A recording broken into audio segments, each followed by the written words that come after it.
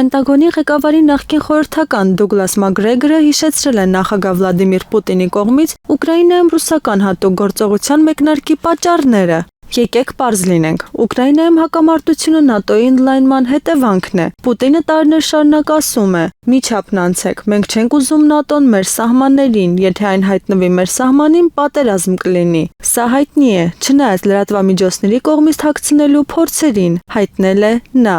Ավելի վաղ ԱՄՆ առաջնորդ Դոնալդ Թրամփը խոսելով ուկրաինական հակամարտության կարգավորման առաջընթացի մասին ասել էր, որ իր կարծիքով ամեն ինչ լավ է ընթանում։ Նա հավելել է, որ այս հարցով նորություններ են սպասվում բավականին շուտով։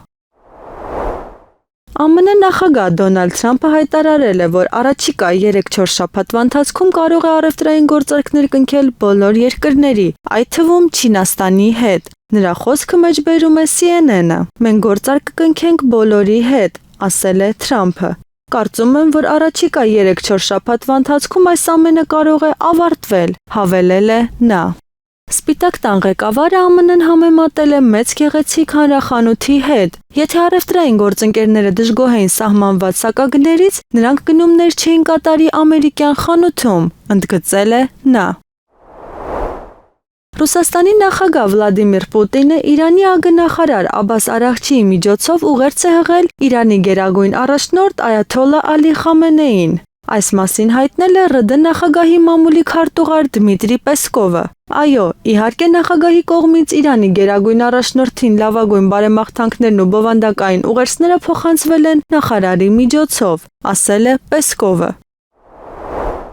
ԱՄՆ-ն սկսել է դուրս բերել զինծառայողներին Սիրիայի հյուսիս-արևելքից, գրում է New York Times-ը, հղում անելով ամերիկացի 2 բարձրաստիճան պաշտոնյաների։ Զինվորականները փակել են երկրի հյուսիս-արևմուտքում գործող 8 օպերատիվ բազաներից 3-ը։ Զորակազմի թվաքանակը 2000-ից կկրճատվի մինչև 1,4 մարդ։ Զրուցակիցների խոսքով 60 օրից ամերիկյան հրամանատարությունը կքննարկի զորակազմի լրացուցիչ կրճատման նպատակահարմարության հարցը։ Հրամանատարությունը խորհուրդ է տվել Սիրիայում թողնել առնվազն 500 ամերիկացի զինծառայողների, ասել է պաշտոնյաներից մեկը։ Ընդ որում, նախագահ Դոնալդ Թրամփը թերահավատորեն է տրամադրված Սիրիայում ամերիկյան ինչ-որ ստորաբաժանումների պահպանման հարցում, նշել է թերթը։